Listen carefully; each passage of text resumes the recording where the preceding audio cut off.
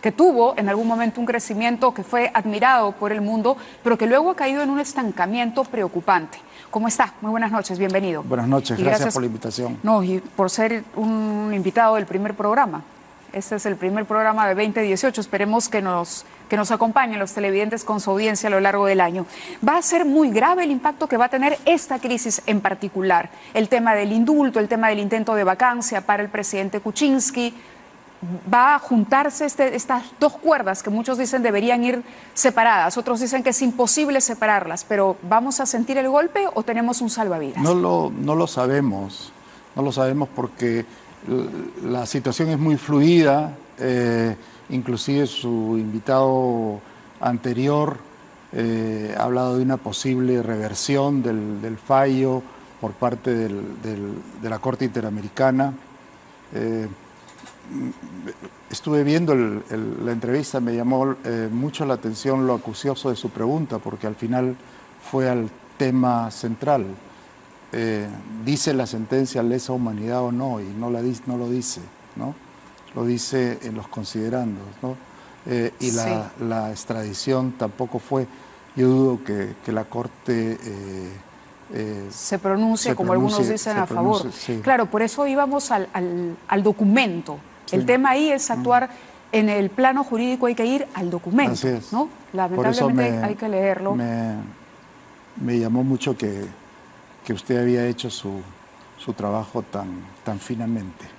Muchas gracias. Bueno, en ese intento he leído sus últimas columnas también, sí. Y son columnas que reconocen un impacto de los problemas políticos en la economía y que hace una crítica muy fuerte a esta cifra que nos vende el gobierno cada tanto, que estamos creciendo bien, que 3% es bueno, que 3,5% podría ser, que el próximo año se revierte este estancamiento, porque en algún momento usted ha dicho que necesitaríamos llegar a un 7% y ese 7% está muy lejos de lo que podemos soñar. Así es.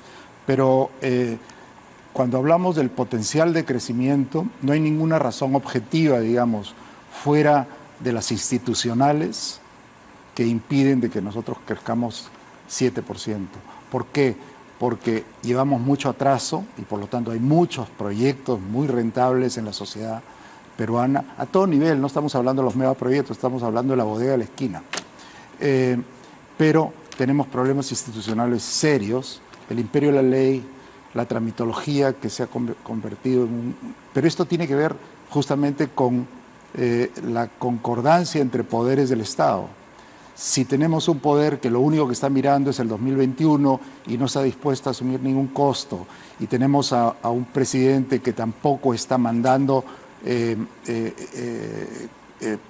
reformas al Congreso, y si no se aprueban, decirles, por ejemplo, bueno, reclamarle eso públicamente. Entonces, los dos, como son corresponsables de lo que está pasando, en ese sentido, son instituciones y es la política lo que está frenando la economía desde el 2004, ¿no? Entonces ya llevamos 3 años en que hemos crecido por debajo de la economía mundial. ¿Y eso es para nosotros un retroceso? Eso es un retroceso, esa es la palabra, es retroceso, porque hay gente que cree que, bueno, crecer 3%, 4% está muy bien. Mientras crezcamos, estamos bien. Sí, pero así eso no es así, porque tenemos una fuerza laboral que crece en 300.000 personas cada año, y tirarlos al subempleo es frustrar proyectos de vida de decenas de miles de jóvenes, y así no puede funcionar un país. ¿Cuáles eran las grandes reformas que se esperaba emprendiera el gobierno de Pedro Pablo Kuczynski? Había mucha expectativa dentro del país, fuera del país, los inversionistas extranjeros. Yo creo que el mismo presidente se ha sorprendido, y todo su gabinete, de lo difícil que es el Perú después de los 10 años que él ha estado fuera del gobierno. Tenemos una estructura burocrática muy compleja y muy asustada, muchos honestamente asustados, no se toman decisiones. Mire lo que está pasando con este caso de Lavallato, ¿no? No se entiende por qué el Perú no ha podido hacer lo que han hecho otros países, Estados Unidos, Panamá, República Dominicana, etcétera. ¿Cuál ha sido la diferencia? La diferencia es que no ha sido capaz el gobierno de imponer una reparación civil y marchar hacia adelante. estamos... ¿Y por qué no hace eso? Porque en el aparato del Estado, y a qué me refiero al Ejecutivo y al Poder Judicial, nadie se atreve a tomar estas decisiones que son decisiones que suceden en son problemas que suceden en todos los países y lo que se trata es de castigar a las personas, no a las empresas. ¿Establecer un monto de indemnización facilitaría el proceso? Es decir, ¿permitiría que se pueda seguir operando? Por supuesto, porque hay proyectos paralizados que podrían ser continuados por otras empresas. Menciónenos, ¿no?, algunos. Bueno, están las empresas hidroeléctricas, ¿no? Están las carreteras, ¿no? Está la Costa Verde, está Chavimochic. O sea, las cosas están paradas por gusto, cuando hay compradores para estas cosas. Y eso no quiere decir que el Estado no cobre una reparación civil, como lo hace Estados Unidos o como lo hace Alemania, ¿no? Entonces, allí tenemos un problema que es, nuevamente, me pregunta de las cuerdas separadas, es institucional. El Perú podría crecer hoy día fácilmente 7%, pero eso es como decir que en el desierto podría crecer plantas si es que hubiera agua, ¿no? O sea que es un poco desalentador, por decirlo menos. ¿No? Claro, porque eso es lo que nos hemos retrasado, nuestra burocracia se ha vuelto más complicada, la crispación política se ha vuelto más difícil, ¿no? Y ahora... ya no es una crispación política que pareciera mantenerse en la superficie, porque hemos vivido de crispación política en crispación política los últimos años, pero en algún momento se sentía que la economía crecía y crecía muy bien, al margen de los pequeños huracanes o pequeños o grandes huracanes a nivel político. Pero en este caso sí, se siente que tanto el Congreso como el Ejecutivo, antes que dedicados a su trabajo, están enfrascados, como nos dicen, en una campaña para las próximas elecciones, desatendiendo medidas que hay que tomar con urgencia. Así es. Ahora, el presidente dice, el fenómeno del Niño nos restó 1% del crecimiento. Eso es cierto. Y se puede calcular, esto por ejemplo, que no se ha hecho, de calcular una indemnización lógica para el tema Lavallato. ¿Podemos decir cuánto nos está restando eso de crecimiento? ¿Se puede traducir en una cifra? Pero no es cuestión de calcular eso, es calcular lo que es una reparación civil justa y razonable para el tremendo daño que se ha hecho. Entonces, pero nadie la pone en la... ¿Y hay manera de poder proyectarla? Pero por supuesto. ¿Cómo? ¿Por qué no lo han hecho? No lo han hecho porque el aparato estatal está trabado, porque alguien tiene que presentar un gran legajo de donde se justifica la reparación civil y se negocia con la empresa, como la empresa ha negociado con el Departamento de Justicia de Estados Unidos. Entonces, ¿qué es lo que tenemos? Ahora tenemos declaraciones que vienen de Brasil, donde hay un señor que está chantajeando al Estado peruano para que se mueva, ¿no? Yo no sé nada, que pregúntenle a Barata, ¿no? Que es básicamente todo lo que dice las declaraciones. Marcelo Odebrecht, claro. ¿No?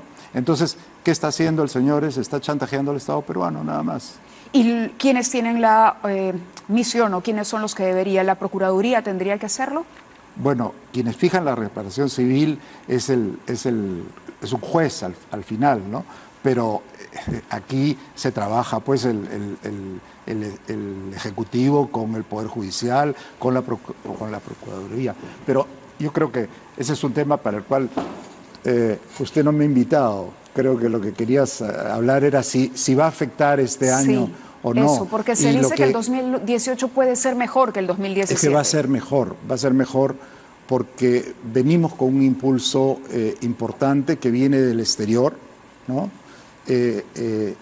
La economía mundial va a crecer 3.7%, eso no lo hemos visto en años, y además hay un crecimiento sincronizado de la economía americana, de la economía de la Unión Europea, de la China, de la India, e inclusive Japón va a crecer 1.1%, que para Japón es razonable, ¿no? En el Perú tenemos una inflación baja, lo cual quiere decir que el Banco Central no va a tener los problemas de tener que subir la tasa de interés, la va a tener que bajar, o seguro la va a querer bajar. El crédito está subiendo, está creciendo 8%. Entonces, ¿qué sienten los empresarios de todo tamaño? Que les está haciendo más fácil. La Reserva Federal ha subido las tasas, pero aquí no han subido porque se han abierto un poco los mercados de capital y las empresas grandes pueden emitir bonos, los bancos tienen que bajar sus precios, o sea, sus tasas de interés. Entonces, hay muchas cosas confluyendo. Las materias primas, nuestras exportaciones, no solo las materias primas, todas nuestras exportaciones encuentran mayor demanda por lo que le he dicho de la economía mundial. Nunca hemos visto precios del cobre hace muchos años como los que hemos visto, ha cerrado en 3.27, hoy está en 3.24. Es muy probable que este año tengamos un par de megaproyectos comenzando, Tía María y Quellaveco. Eso produce un efecto inmediato porque esos megaproyectos generan más actividad económica en la etapa de construcción que cuando ya están listos y empiezan a exportar, ¿no? Porque generan mucha actividad conexa en muchas industrias y servicios. Entonces, si tenemos eso, lo que vamos a tener es que si hubiera un poquito, nadie está pensando que haya concertación absoluta ni terminen las peleas, pero por ejemplo, si se consiguiera cambiar el fallo del Tribunal Constitucional sobre qué se entiende como protección contra el empleo arbitrario, solo eso tendría un impacto increíble. Pero es populista. Si se pudiera, sí pues, pero para eso se requiere un mínimo de entendimiento. Si se pudiera, por ejemplo, cambiar la ley sobre expropiaciones, que fue derogada, cosas sencillas, ¿no? El metro de Lima, ya, bueno, habrá que discutir si el precio está bien, etcétera, pero ya está haciéndose, pero va lento. ¿Por qué va lento? Porque tenemos un alcalde que, contrariamente al alcalde de Quito, que está ahí viendo que se avance, y ya se está terminando el metro de Quito, aquí se están trabajando en 3 estaciones o 4 estaciones, hay tuneladoras que no han empezado a trabajar, ¿no? Y todo el mundo se lava las manos y nadie apura las obras, como que hay nuevamente un entrampamiento burocrático. El aeropuerto de Jorge Chávez está colapsado y todavía no empiezan las construcción obras. De la pista. Entonces, en realidad, si hubiera un mínimo, y le repito, un mínimo de entendimiento, yo no diría que va a crecer 4%, como dice el Banco Central, o 4.2%, podríamos crecer 5%, y sería una nueva cosa. ¿No? Entonces, yo creo que aún con la crisis política, yo creo que la crisis política va a menguar, ¿no? Creo que lo que ha pasado, que ya no existe realmente una mayoría absoluta en el Congreso, es algo bueno para todo el mundo, ¿no? Yo creo que se avisora un año bueno. El grueso de la gente no está pensando como usted y yo que la Corte Interamericana o que el indulto va o no va. Claro, cuando hay una encuesta y dice 60% o 50%, la gente opina, pero en su vida diaria están preocupados por su economía, diario, claro, por su economía y su capacidad para prosperar o no. Y nadie va a dejar de explorar para un proyecto que se va a construir dentro de 5 años, nadie va a dejar de abrir una mina si el cobre está a buen precio y si cree que dentro de 5 años va a seguir ese buen precio. En algún momento leí que usted decía algo como que, a ver, este tema de crispación política podía favorecer un sentimiento antisistema y que este sentimiento antisistema nos llevaría o podría encarnar una situación o un camino a la ruina como el de Venezuela. A ver, ese peligro ha pasado con lo último que ha sucedido en política, es decir, el indulto de Fujimori y el hecho de que no haya ya una mayoría en el Parlamento y que por lo tanto no haya 2 fuerzas en permanente choque, por lo menos en este momento, ¿nos da una oportunidad para evitar esto? Yo creo que todo el mundo ha visto el abismo y ha dicho, ojo, que la falta de gobernabilidad nos puede llevar a sencillamente tirar una moneda al aire y que salga presidente cualquiera, en cualquier momento, cualquier antisistema. Pero a lo que me refería en esa columna era que 3% de crecimiento no ayuda. No ¿Por ayuda qué no ayuda? ¿Podemos traducirle a la gente por qué no? A ver, porque siempre los países que están más abajo tienden a crecer mucho más rápido que los que están más arriba, ya sea porque importan capital y es más productivo, se vuelven de pronto, o porque pueden incorporar, a diferencia de Japón o la Unión Europea, más mano de obra. Por eso decíamos que el 1% de Japón era bueno, claro, era Japón. Japón está cayendo la población, no está subiendo. Entonces, nosotros teníamos antes las mujeres tenían seis hijos, ahora tienen 2.5, ¿no? Entonces, hoy día todavía está entrando a la fuerza laboral esas 300.000 personas que en otras circunstancias se llamaría un bono demográfico, es decir, un tremendo impulso al crecimiento gracias a que está entrando esta gente.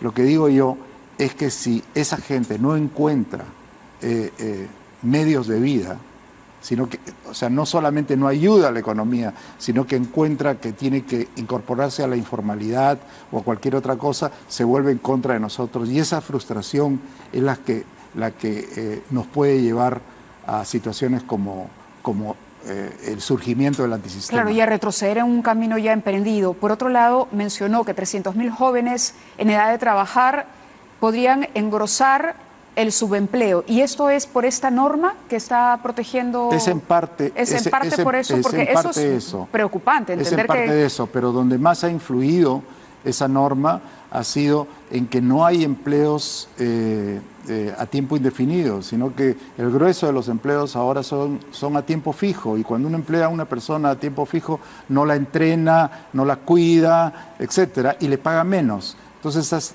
esa norma ha sido tremendamente antilaboral, es increíble. Contrario a lo que puede parecer. Así es. Porque si uno dice, vamos a proteger el buen empleo, suena bien para la platera, sí, ¿no? Pero es que hay que protegerlo. Y la ley dice que la indemnización es la compensación por el despido arbitrario. Uno no puede sencillamente quedarse con la misma mano de obra, tiene que cambiar, rotación laboral, etcétera, ¿no? Pero ahora, desde el 2001, ya pasó muchísimo tiempo, dice, no, es la reposición en el puesto. Entonces, todo el mundo está empleando gente a tiempo fijo. Eso es muy dañino para la economía en su conjunto.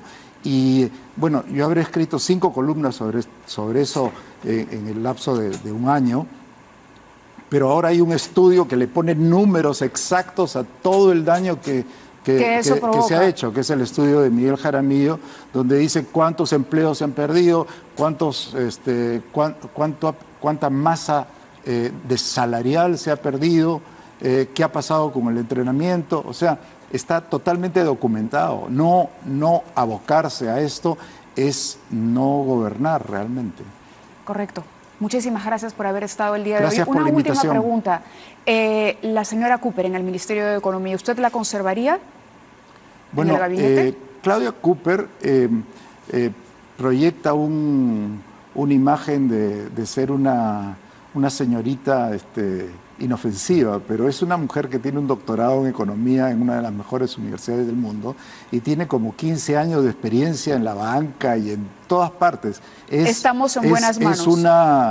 Es una ministra de lujo, diría yo. Aunque no hay que mencionar ahora la palabra lujo porque se ha vuelto casi un término ironía, peyorativo. ¿no? Sí, muchísimas gracias por haber estado con nosotros en este primer programa. Ustedes, gracias por su sintonía.